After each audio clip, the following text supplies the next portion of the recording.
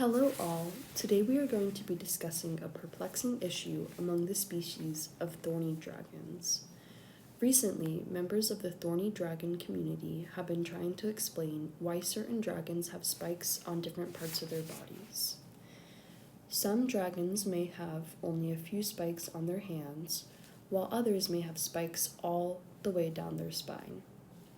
The only piece of information that dragons have to answer this question is the developmental network shown in red.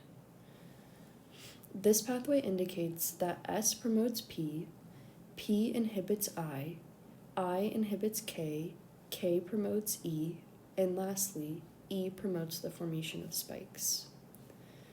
So, in a wild-type dragon, there will be no mutations in this pathway, which means it will occur in the same manner which we just discussed. S will promote P inhibits I. Since I is inhibited, it does not repress K, allowing K to promote E, and E to promote the formation of spikes. Next, we are going to try and predict if spikes will form if P is mutated. Since S is upstream of P, it will not have an effect on the outcome of this pathway. We must focus more heavily on the genes downstream of P. So if P is not present, I will not be inhibited. I will then be able to inhibit K, meaning K will be unable to promote E, and E unable to promote the formation of spikes.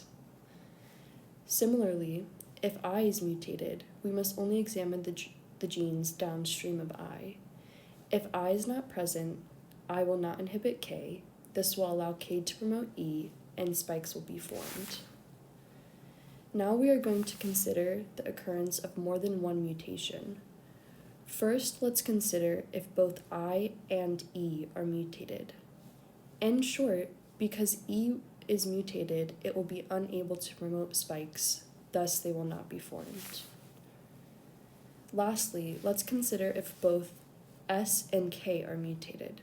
Since K is not present to promote E will not be able to promote the formation of spikes. From the mutations considered, only the wild-type strain and the strain with the mutation at the I gene promote the formation of spikes. This may be advantageous for the thorny dragon, as it allows for phenotypic diversity within the same organism.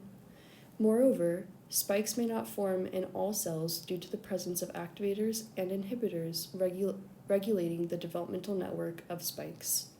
This would mean that in certain parts of the body, activators promote the formation of spikes, and in other parts of the body, spike formation is inhibited. This concludes my Exam 6 mini video. Thank you for watching.